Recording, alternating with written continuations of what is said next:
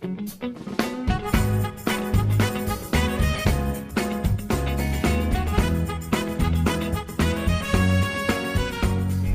warahmatullahi wabarakatuh. Salam, namung budaya, salam kebajikan, dan salam sejahtera untuk kita semua. Ya, pemirsa, hari ini senang sekali saya Yusita bisa kembali hadir menjumpai Anda dalam program Expose lebih dekat, lebih santai, tempat di mana kita bisa membahas segala hal yang ada di Kota Pekalongan dan sekitarnya.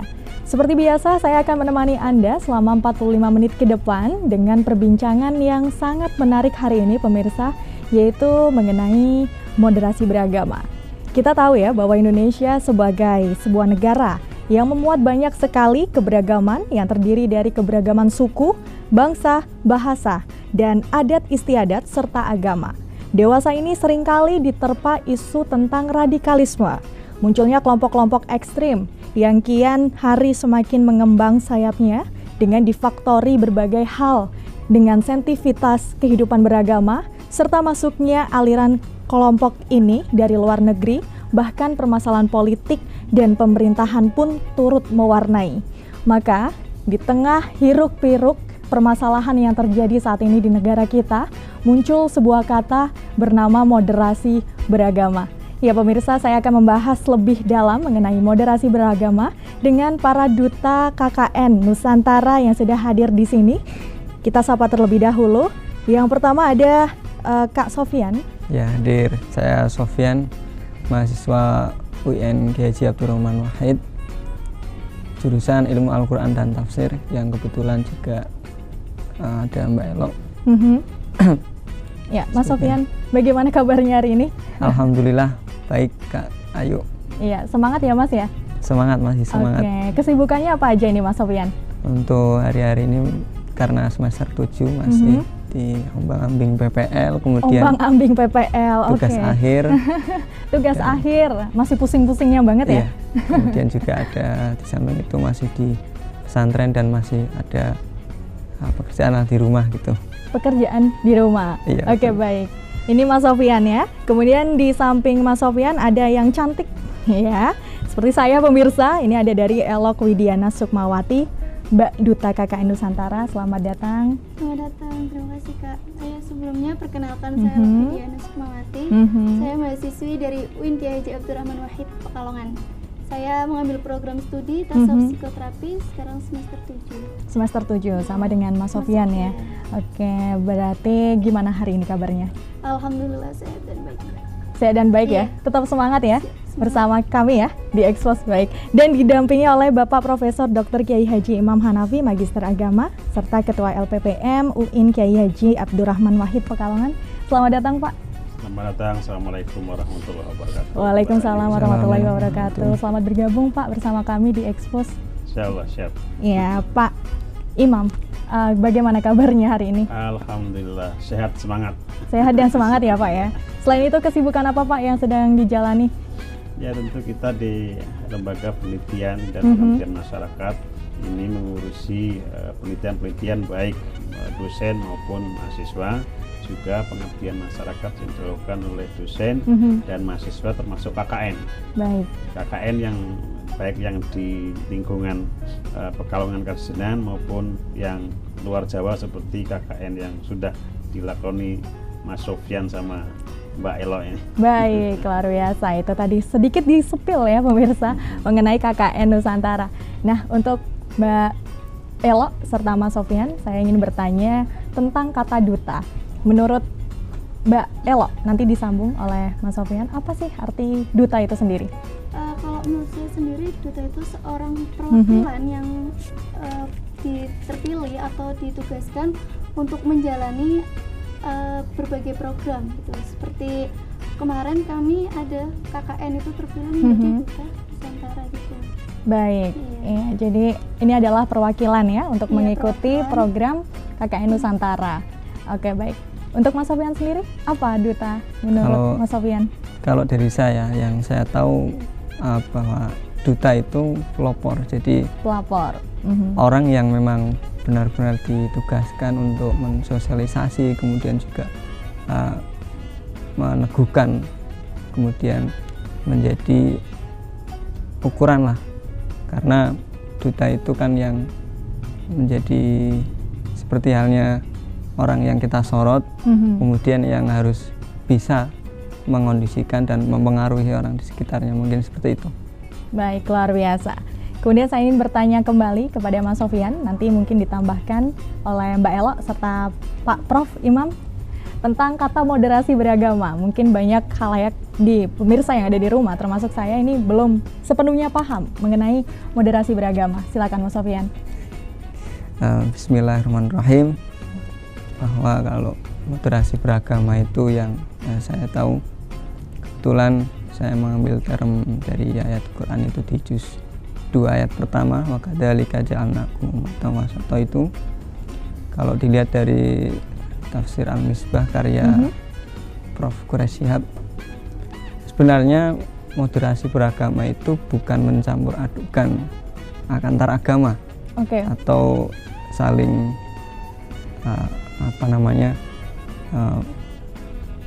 merusak atau apalah, tapi lebih ke kita menjadi pribadi muslim yang taat, dan kita juga mengerti, kita memahami agama lain bagaimana, kemudian hingga pencapaian tertingginya adalah hidup rukun, damai, dan sejuk gitu. Mungkin seperti itu yang saya tahu untuk moderasi beragama itu sendiri. Baik, untuk Mbak Elo sendiri sebagai Duta Nusantara, seperti apa ini moderasi beragama? Mungkin saya sedikit menambahi dari Mas Sofyan yang sudah tadi dikatakan oleh Mas Sofyan, bahwasanya moderasi itu sendiri yaitu sikap toleransi yang dimiliki seseorang terkait antar pemeluk gitu. Jadi sikap toleransi, kita mengedepankan toleransi itu sendiri. Oke, sikap toleransi ya. Dan kemudian tadi yang disebutkan Mas Sofyan ini saling berkaitan gitu. Intinya moderasi beragama ini adalah di tengah dan toleransi seperti itu antar umat agama. Prof, berbicara mengenai moderasi beragama tentang yang sudah tadi disampaikan, ini kan ternyata ditujukan untuk program KKN. Ini seperti apa Prof, kalau kita boleh tahu? Oke, pertama yang perlu kita pahami bahwa moderasi beragama itu bisa kita pahami sebagai upaya untuk mempraktekkan agama secara santun, damai, santai, dan membahagiakan. Dengan demikian tentu dia anti kekerasan, kan gitu kan, anti diskriminasi, juga syarat dengan nilai-nilai budaya yang ada di sekitarnya, dan tentu juga memiliki komitmen terhadap kebangsaan, dan itu berarti kan ada nilai-nilai ketuhanan, persatuan, musyawarah, dan keadilan dan kesejahteraan. Inilah yang perlu dan wajib kami sebagai pegawai Kementerian Agama, yang ini merupakan satu program strategis nasional untuk diwujudkan dalam setiap lini. Mahasiswa karena mahasiswa itu merupakan agen of social change di perguruan tinggi, maka kita memberikan pelatihan dan pengalaman di tempat-tempat yang memungkinkan teman-teman ini bisa betul-betul punya pengalaman bagaimana hidup rukun, damai di atas perbedaan. Pancasila kita itu kan Bhinneka Tunggal Ika. Benar. Nah, di Jawa ini kan kebanyakan kita ini hanya orang-orang Jawa saja misalnya. Benar. Keragamannya kurang. Nah, kenapa milih Papua misalnya dengan KKN teman-teman ini? Karena di sana itu ternyata heterogenitasnya cukup tinggi. Tidak hanya ada orang Papua, tapi ternyata ada orang Jawa, orang Bugis, orang Melayu, dan bahasa Jawa daerahnya pun juga macam-macam. Nah, kebinekaan itulah yang kemudian mendorong kita untuk mengirim teman-teman mahasiswa itu untuk belajar ke Papua tentang bagaimana moderasi beragama, artinya beragama dengan santun, damai, dan tetap bahagia. Itu yang perlu digarisbawahi ya, tentang santun dan bahagia seperti itu. Baik Prof, saya ingin mengarah kembali ke Mbak Elo dan Mas Sofyan terkait tentang moderasi agama yang sudah kalian lakoni di tanah Papua, tapi saya belum ingin membahas itu, tapi saya penasaran tentang nama dari Duta KKN Nusantara. Mungkin Mas Sofyan dulu dijelaskan, ini maksudnya seperti apa? Sebenarnya dari awal itu karena kita lolos seleksi ya, mungkin itu. Kemudian juga dari teman-teman yang kampus lain memang disupport dengan baik dari pihak kampus, dan itu menjadi sebuah kebanggaan mungkin dari pribadi masing-masing mahasiswa yang dikirim. Karena boleh dibilang malah ini pertama sejak awalnya corona itu. Yang saya tahu terakhir itu tahun 2019 di NTT mungkin ya Pak, betul. Ya, itu juga ada teman yang terakhir di situ. Kemudian kita yang mengawali lagi itu. Jadi kita sebagai peserta yang lolos, kita cukup merasa bangga dan kita meniru dari kampus lain. Mereka juga banyak ekspos ke media-media tulisan ataupun ke media liputan seperti ini. Oke, baik. Untuk Mbak Elo sendiri seperti apa? Ini kalau lebih sama dengan Mas Sofyan yang tadi sudah dikatakan ya Mbak, bahwasanya pemilihan nama Duta Nusantara itu berawal dari ketika kami terpilih menjadi delegasi KKN Nusantara di Papua itu sebuah kebahagiaan tersendiri untuk kami, dan kami sangat bersyukur sekali gitu. Mungkin terinspirasi juga dari teman-teman kampus lain juga yang memang mereka juga menyematkan duta itu. Oke, baik. Untuk seleksinya yang kalian lakukan ini seperti apa? Alur seleksinya, Mbak Elo. Nanti disambung Mas Sofyan. Alur seleksinya itu kami menggunakan seleksi berkas gitu. Salah satunya ada membuat opini tentang moderasi beragam itu sendiri, Kak. Oke. Apa yang kamu tawarkan di berkas tersebut? Berupa artikel kah atau esai? Itu hanya opini, Kak. Hanya opini tentang moderasi beragam itu sendiri. Kemudian ada seleksi CV juga. CV kurang lebih gitu sih. Oke.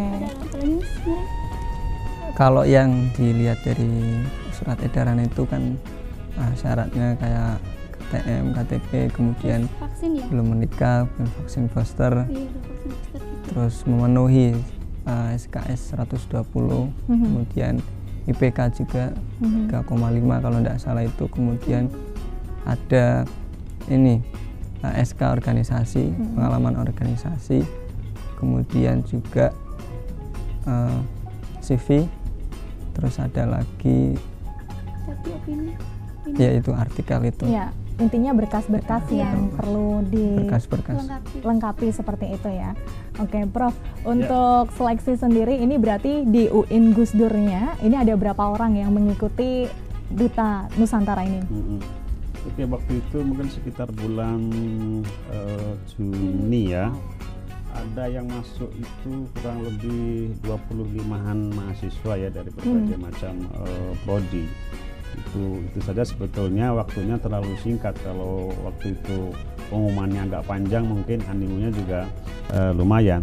Dari 25 itu kita seleksi, tentu materi-materi seleksinya dia harus sudah menyelesaikan kuliahnya minimal 120 SKS, punya pengalaman-pengalaman berorganisasi, punya pengalaman bagaimana mengelola program-program kegiatan, ya kan, dan juga memiliki kemampuan komunikasi yang bagus kepada masyarakat. Dari 25 itulah terseleksi 4 orang. 4 orang yang ya, 4 mahasiswa yang diberangkatkan ke Papua. Semuanya full dibiayai oleh pihak kampus. Alhamdulillah ya. Kenapa? Seperti kaget gitu ya. Karena kalau boleh jujur lagi, dulu itu pas di persyaratan mungkin yang teman-teman nggak menarik karena pendaftarannya 25. Sebenarnya di kampus lain itu banyak, dari di Banten ada sekitar 200-an yang daftar. UIN Surabaya juga antusiasnya besar ya, sampai 500. Tapi di kampus kita hanya 25 orang. Saya juga kaget loh, kok banyak sekali seleksinya gitu. Sharing-sharing begitu. Karena syaratnya itu living cost itu ditanggung sendiri. Jadi mungkin yang kesusahan itu ya Pak, makan sendiri, uang saku sendiri. Tapi H-4 itu memang saya sampaikan ke Pak Rektor bahwa saya ada kendala ini Pak dan sebagainya. Akhirnya alhamdulillah di ACC. Jadi kita dapat living cost, kemudian dapat uang saku dan stimulus KKN. Alhamdulillah itu. Alhamdulillah. Baik, kita akan berbincang lebih dalam lagi nanti mengenai kegiatan Mbak Elo dengan Mas Sofyan ya, Prof, tentang moderasi beragama. Jadi pemirsa jangan kemana-mana, tetap di Expose, lebih dekat, lebih santai.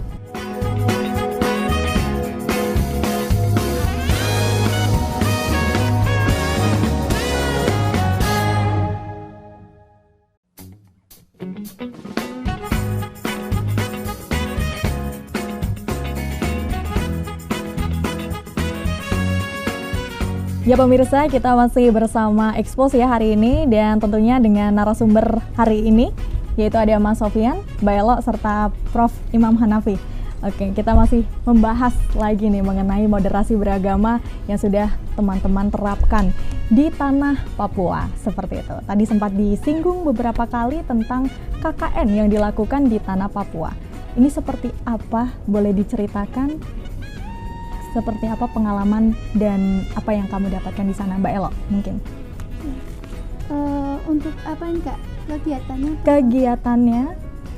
Oke. Kalau untuk kegiatannya sendiri kan di sini temanya moderasi beragama ya Kak ya. Baik. Di sana kebetulan tempat saya KKN itu masyarakat itu sudah transmigrasi Kak. Jadi hampir rata-rata itu penduduk transmigran dari Jawa, kemudian Makassar dan dari NTT juga ada gitu. Oke. Penduduknya sudah banyak transmigrasi gitu. Untuk program kerjanya sendiri itu salah satunya itu ada yang terbesar itu kemarin ada Gebiar Muharram. Kemudian untuk yang apa namanya ini untuk moderasi beragama sendiri itu di salah satunya itu ada pembuatan plang gereja. Kemudian kita juga ada ngecat gereja-gereja juga. Kemudian kami juga mahasiswa KKN mengikuti atau melihat-lihat di sekitar gereja untuk mengikuti apa ya, menyaksikan bahwasanya orang-orang non-muslim itu beribadah gitu. Jadi hanya apa ya, kami mengikuti gitu. Maksudnya gini, kami ikut di dalamnya gitu, ikut menyaksikan. Oh gitu. baik, Iya. jadi memantau gitu ya gitu kegiatan ya. yang ada di tanah Papua seperti itu ya. Betul. Dipantau seperti apa sih budaya serta gitu. keagamaan dan lain sebagainya. Nah Mas Sofyan mungkin banyak cerita ini tentang di sana terkait tentang toleransi dan kemudian budaya dan lainnya. Seperti apa Mas Sofyan yang Mas Sofyan dapatkan? Alhamdulillah, jadi KKN di situ sebenarnya kita banyak belajar dari mereka. Karena orang pribumi asli itu justru tingkat solidnya itu lebih tinggi, kemudian gotong royongnya sangat tinggi dan tentunya sangat ramah sekali. Jadi kalau kita bertemu orang itu pasti kita saling sapa, entah kenal atau enggak kenal dia.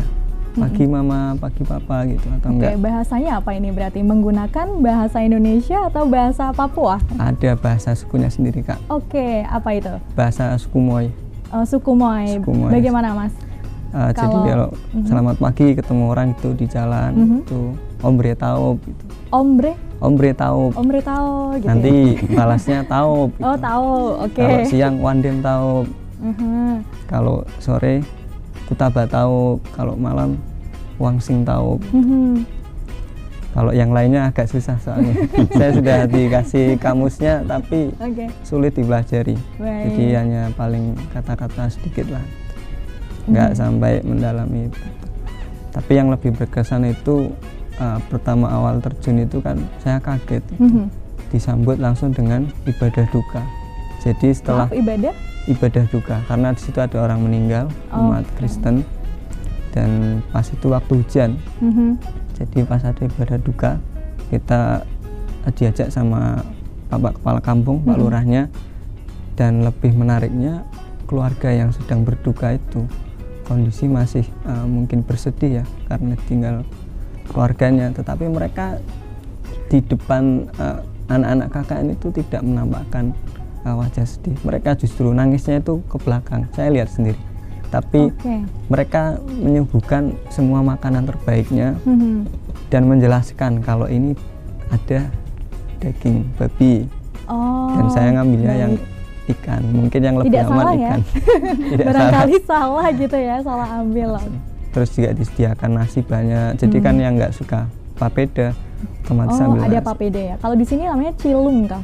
Ya, Sama nggak sih bukan. sebenarnya? Oh, Bukan. bukan. Kalau itu kan beda. dari tepung. Oke. Kalau sana itu papeda itu dari tepung sagu yang tepung kemudian sagu, I see. kasih air panas, Hmm. digulung-gulung gitu. Iya. Mungkin rasanya kayak apa ya? Tawar kayak Tawar. apa? Kental tawar. Susah itu. Jadi harus ada lauk Kenyal ya? Kenyal, Ada oke. lauknya kayak Kuah. ikan ya, Harus kuah ikan kuah. warna kuning itu. Oh, oke. Dan kalian sempat mencicip itu? Sempat. Cuma, Oke. Bisa sama sayur. alhamdulillah kangkung adaptasinya juga. cepat Kak. Oke, dan itu selama berapa hari Mas Sofyan dan Mbak Elo kalian ada di tanah Papua? Kalau saya di lokasi KKN itu full 35 hari. Pembukaan 3 hari dan penutupan 2 hari. Oke. Sama ya berarti ya? Iya, kurang lebih kalau total di Papuanya 40 hari. Untuk kan 3 hari itu pembekalan di kampus Fatal Muluk. Kemudian tanggal 20 itu kami diterjunkan di lokasi masing-masing. Untuk tanggal 23 Agustusnya kami penarikan. 3 harinya kami ekspos di Fatal Muluk. Jadi kurang lebih 40 hari. Oke, dan itu diikuti oleh hanya UIN Gus Dur saja atau ada mahasiswa lain? Itu seluruh mahasiswa Seluruh kampus PTKN. perguruan tinggi agama Oh baik, oke Prof. Berarti seluruh Indonesia seluruh Indonesia itu ada di situ. ada, karena itu program dari Kementerian Agama Pusat yang mewajibkan seluruh perguruan tinggi agama Islam se-Indonesia Baik. mengirim dutanya. Oh, Ah, ah. jadi mereka juga sudah melakukan seleksi ini Iya, ya? di semua kampus agama melakukan seleksi. Dan bahkan di Papuanya kan ada kampus-kampus non-muslim, Oke. perguruan tinggi Kristen, itu ikut juga dengan Dalam, teman-teman ini. Ya. KKN ini ya. Oke, baik. Berarti keterkaitan apa sebenarnya yang menjadikan akhirnya mengangkat tema moderasi beragama, Mas Sofyan? Mungkin yang itu karena mereka itu di tanah Papua sendiri, mungkin Oke, tanah Papua. disebut tanah yang diberkati itu seperti itu, nggak mempermasalahkan apapun yang ada, mereka hidup damai. Mereka itu yang dipermasalahkan seperti halnya mungkin anak turunannya yang kepala suku yang mungkin berlebihan, karena kan ada yang provokator ataupun makin kesini perilakunya makin nggak baik, itu sampai-sampai biasanya konflik yang di situ disebabkan karena perebutan wilayah, jadi rebutan tanah. Di situ kan nggak ada istilahnya kita beli tanah, tapi tanah itu minta ke Ondo Api, kepala sukunya. Jadi ya sebagai pendatang kadang kalau tidak baik itu rawan direbut kembali. Tapi ya itu kembali lagi karena mereka itu masyarakat adat. Oke. Tapi mereka sangat luar biasa sih, keren dari keramahannya, kemudian gotong royongnya, kemudian juga bahkan pas waktu saya kena malaria itu di puskesmas, sampai bapak kepala suku itu jenguk, waduh anakku sayang ini pada sakit gitu. Tiap hari dikirimin sayur, kirimin pisang, sampai bingung pisang ini mau diapakan ini. Saya sudah nunjuk dari teman-teman Makassar buat ini, orang Ambon buat ini, satu kelompok kan beda-beda Oke. suku. Dan saat itu kalian berkelompok 4 ini, ada kelompok lain yang masuk tidak? Atau hanya kalian berempat dari UIN Gus Dur saja? Jadi Campur. 4 orang kita dipisah di Bisa. sana. Oh, bisa-bisa. Berarti pengalamannya juga berbeda-beda ya? Betul. Oke. Saya Dan ini juga beda kabupaten, Kak. Oke, beda. Iya, beda siap. kabupaten. Kalau dari Mbak Elo sendiri gimana di kabupatennya Mbak Elo yang Kalau tempatnya? saya dapat di Kabupaten Kerom, yang mana itu di situ sudah banyak transmigrannya, Kak, gitu. Terus apa yang kamu dapatkan di sana? Selain relasi dan pengalaman lain, hal menarik apa yang pengen kamu share ke kita ini mengenai moderasi beragama itu sendiri? Jadi kalau di kampung saya kan memang sudah banyak masyarakat transmigrannya, Kak. Mhm. Cuma untuk agama itu di sana itu ada beberapa agama, antara lain itu ada Islam, kemudian Kristen, Katolik, Protestan, Hindu, sama ya udah itu aja. Itu dari beberapa agama itu memang sangat toleransinya tuh bagus, Kak. Saya pernah, jadi saya kan kebetulan artikel saya itu membahas, saya mewawancarai tokoh dari beberapa agama. saat itu saya mewawancarai salah satu dari tokoh agama tersebut itu menceritakan bahwasanya kalau memang toleransi di situ sangat bagus Kak. Sebagai contohnya gini, ketika salah satu ada perayaan hari besar itu mereka saling berkunjung. Misalkan di umat Islam sendiri ada yang namanya Idul Fitri, itu mereka saling mengunjungi. Kemudian kalau di Kristen kan ada yang namanya pohon Natal ya Kak, ada kayak pohon Natal gitu.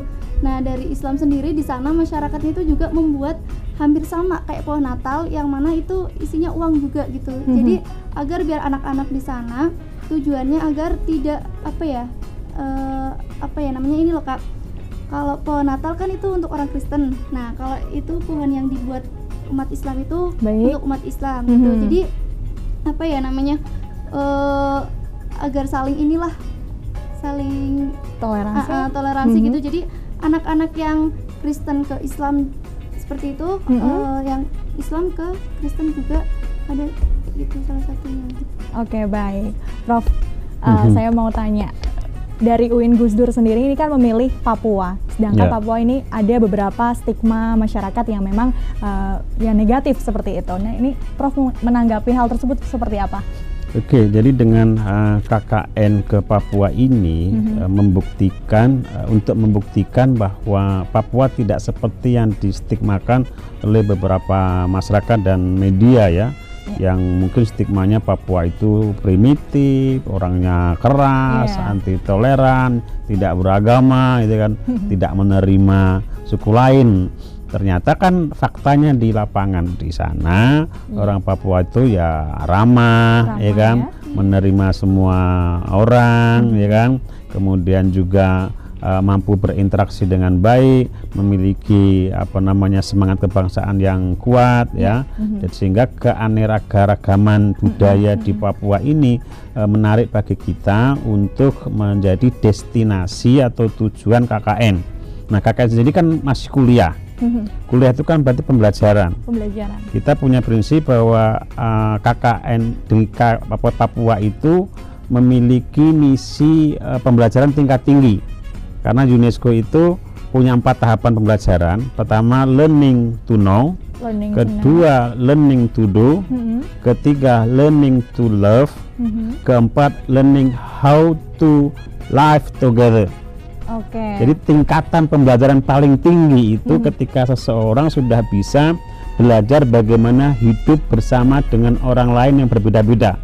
Dan ini yang kita targetkan teman-teman mahasiswa mendapatkan pengalaman ini, bagaimana hidup membersamai orang-orang yang berbeda suku, berbeda agama, berbeda bahasa, tapi dia bisa hidup aman, nyaman, bahagia. Nah, pengalaman itu yang pengen kita tanamkan kepada teman-teman mahasiswa ini, dan kemudian pengalaman tersebut kita pengen duta ini di-share kepada teman-teman yang lain supaya pengalaman hidup bersama dengan orang lain itu menjadi gaya hidup kita.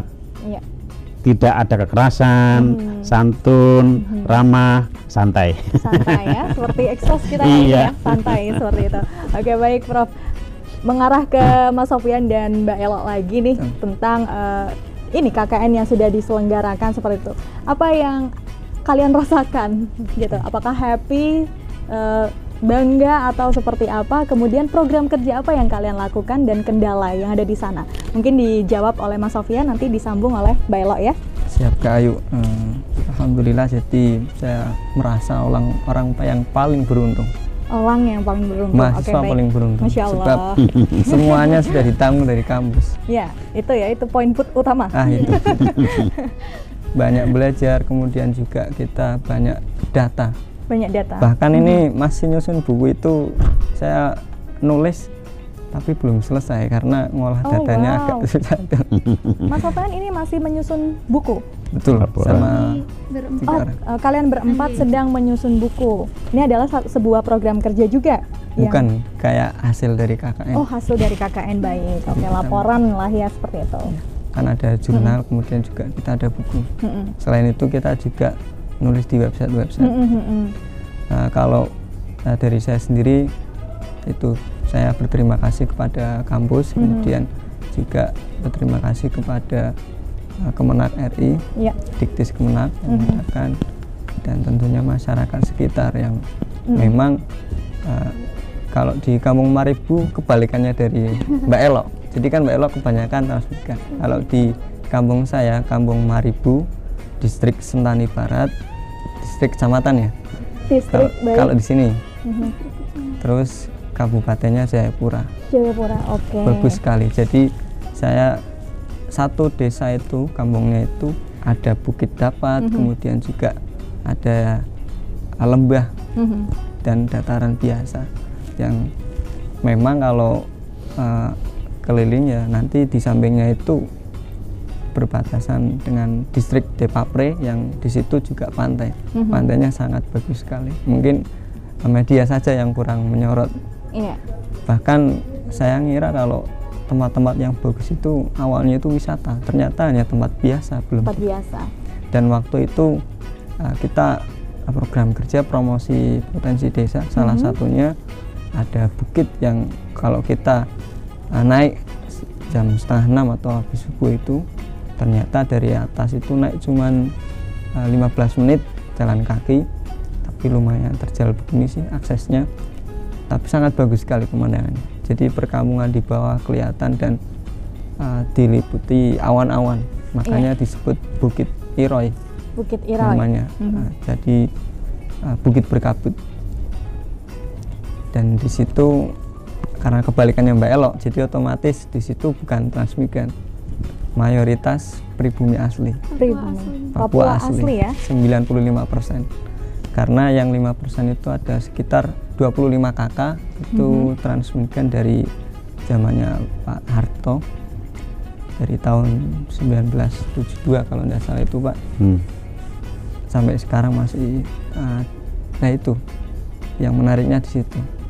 Mereka dengan umat yang minoritas tetap melindungi dan bahkan mereka saling kerjasama, saling menguntungkan. Baik, kita cut terlebih dahulu, nanti kita break sebentar ya. Kita akan membahas lebih lanjut lagi mengenai program moderasi beragama ini. Jadi pemirsa jangan kemana-mana, tetap di Expose, lebih dekat, lebih santai.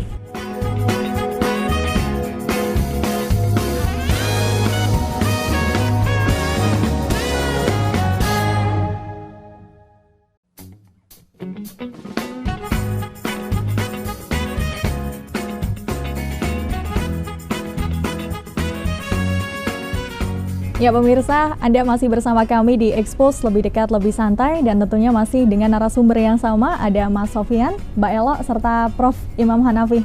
Baik, kita ada di segmen terakhir. Semoga masih tetap semangat ya. Semangat, ya, full senyum lah hari ini ya untuk segmen ini. Baik, Mbak Elo tadi sempat terpotong di programnya Mas Sofyan. Tadi juga Mas Sofyan sudah menjelaskan pengalaman serta apa yang sudah dia dapatkan selama KKN di Tanah Papua. Nah, saya ingin mendengar program yang Anda jalankan di Tanah Papua, kendalanya seperti apa dan programnya apa saja? Dipersilakan. Oke, jadi kalau untuk program dari kelompok KKN saya sendiri itu kalau di moderasi beragama tadi kan sudah disebutkan ada pembuatan pelang gereja, kemudian mengecat tempat-tempat ibadah seperti pura gitu, vihara dan gereja, kemudian ada masjid juga.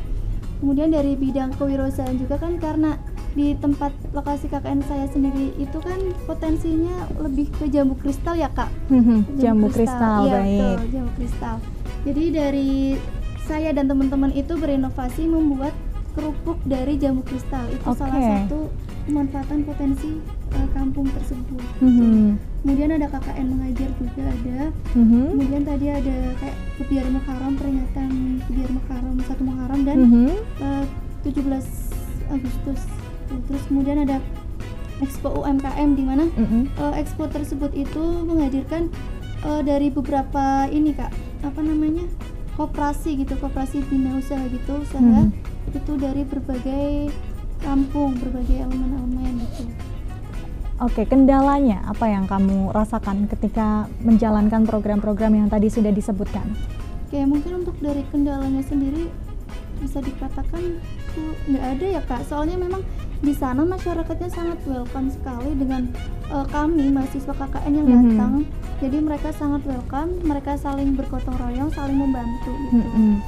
Kemudian untuk tadi toleransinya juga sendiri, masyarakat yang non Islam juga mereka sangat welcome sekali. Kemudian kalau di tempat saya kan masyarakat orang Papuanya sendiri kan hanya 10-20% aja ya Kak. Oh iya? Hanya segitu kurang lebih, yang mana rata-rata kan kami orang-orang transmigran gitu. Tapi mereka juga sangat welcome, sangat ramah sekali dengan kami gitu. Jadi tidak ada kendala sama sekali? Tidak ada, insya Allah tidak ada. Wah, baik. Untuk Mas Sofyan, ada kendala tidak tadi setelah kamu sebutkan beberapa program? Baik, untuk kendalanya mungkin di kelompok sendiri kendalanya itu. Kemudian juga aksesnya yang jauh. Jadi posko itu letaknya di tengah-tengah. Posko KKN ini kami posko itu. KKN ya? Iya. Ini berupa rumah kah atau? Rumah. Oh, rumah. Rumah warga transmigran juga. Yang kebetulan ada 2 rumah. Satunya yang karena orang tuanya baru meninggal dan nggak dipakai, akhirnya dijadikan posko. Dan karena aksesnya yang jauh itu, kita dapat bantuan motor itu dipinjami itu di minggu kedua. Karena memang agak susah, karena yang pemilik rumah pun minjemin, tapi kita sebagai yang mahasiswa ikut hidup di situ ya nggak enak lah kalau kita sering pinjam gitu. Akhirnya dapat motor minggu kedua, dan karena kampungnya yang luas, jadi ada 3 dukuh mungkin kalau di sini istilahnya. Iya. Di situ ada Panjangrejo, kemudian Maribu Kampung, dan Maribu Tua. Maribu Tua itu agak naik gitu. Agak naik. Ya, kalau Maribu Kampung lumayan lembah dan banyak sungai, dan yang Panjangrejo itu ya dataran biasa. Tapi sangat indah sih, karena di situ view-nya langsung pegunungan Siklop, kemudian kalau dari kejauhan juga banyak bukit-bukit lain dan ada lembah. Apalagi kalau kita main ke pantai, wih luar biasa itu Kak pemandangannya. Apa kamu sempat mencicipi pantai sana? Betul. Bahkan pantainya itu disewa untuk kelompok KKN kita. Jadi kita adakan pesta di situ. Dapat privilege ya, berupa pantai ya? Pantai. Jadi satu pantai itu disewa dari Bapak Kepala Kampung. Kita bakar-bakar ayam, kemudian kita makan-makan, nari-nari gitu. Karena orang situ kan pintar nari juga. Ini menggunakan mahkota ini saat nari atau? Enggak, kalau nari pakaian biasa gitu. Pakaian biasa. Kalau mahkota festival tari itu kita mengadakan. Menggunakan ini kalau misal ada festival seperti itu. Kita ada program kerja unggulan banyak, dan potensi desanya itu sangat besar. Tapi pendampingan atau pengawalan yang kurang. Sebenarnya banyak sih program dinas yang masuk ke situ, tetapi pendampingannya yang masih kurang. Dari potensi desa UMKM, karena banyak sagu, nggak ada sawah tapi dan hutannya yang masih terjaga karena aturan adat yang sangat ketat. Oh ya, di sana masih ini ya, adat masih ketat sekali ya? Sangat ketat. Nah itu bagaimana kamu beradaptasi tentang hal tersebut? Nah, kalau adat itu sebenarnya yang ada itu hanya kayak aturan tapi nggak terlalu kelihatan. Jadi mereka itu sudah menanamkan bahwasanya larangan seperti ini, pantangan seperti ini. Nah itu hanya lewat mungkin seperti menebang pohon itu ada aturannya. Kemudian kalau ada menebang pohon pun ada aturannya. Ada. Ada yang ukurannya paling besar mungkin segini. Lebih besar dari itu dilarang. Nantinya ya hukumannya dari kepala suku. Iya, di sana masih ada aturannya masih dengan kepala suku ya, seperti itu ya. Ada berapa kepala suku Mas? Ada 6 kepala suku yang dibesarkan satu. Yang dibesarkan satu. Itu sikap mereka ke teman-teman seperti apa? Iya, sangat luar biasa sih, dianggap keluarga. Bahkan ketika saya kena malaria itu Pak, karena kata Pak Kepala Suku itu kalau belum kena malaria itu belum diterima di tanah Papua. Ada ininya ya? Betul, karena mungkin jenis nyamuk banyak ataupun apalah gitu. Intinya hutannya itu masih terjaga masih alami ya untuk hutannya. Apalagi saya dapat kesempatan langsung bisa masuk ke hutannya dengan pemerintahan kampung, KAUR, RT RW, kepala suku yang enamnya itu, kemudian kita masuk hutan sekitar 5 km kita jalan kaki. Mungkin kalau dari sini jauh lah. Iya jauh, tapi tuh 5 km. Karena kita bareng-bareng sih. Itu survei mata air baru pembukaan PAMSIMAS, karena di Kampung Maribu itu sendiri kemarin menjadi pengelolaan PAMSIMAS terbaik se-Kabupaten Jayapura dan mendapatkan bantuan sebesar 400 juta dan kita dimintai untuk bantu pikiran tenaga. Tentunya itu pengabdian ya, karena ini kan KKN seperti itu. Betul. Ya. Oke, baik. Prof. Imam, saya ingin bertanya mengenai UIN Gus Dur sendiri. Untuk program seperti ini apakah hanya dilakukan di Papua saja untuk setiap tahun atau ini hanya terjadi di tahun ini saja, Prof? Seperti apa? Sebetulnya program kuliah kerja nyata Nusantara itu program Kementerian Pusat yang destinasinya dia bergiliran. Iya, kita carikan tempat-tempat yang memungkinkan teman-teman mahasiswa itu bisa mendapatkan pengalaman yang unik. Ya kan?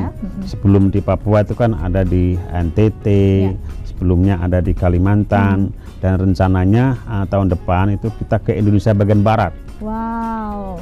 Ya, dan mungkin nanti berikutnya keliling ke Indonesia, namanya juga Nusantara kan. Kita pengen mengenal bahwa Indonesia itu luas, Indonesia itu beragam, Indonesia itu macam-macam yang harus dipahami dan diketahui ya. Dan kemudian yang penting saudara kita itu banyak dan macam-macam, dan hidup dengan keanekaragaman budaya itu indah dan menyenangkan. Sebenarnya itu yang menjadi target supaya mahasiswa itu mendapat pengalaman bahwa hidup membersamai keberagaman budaya etnis itu indah dan menyenangkan.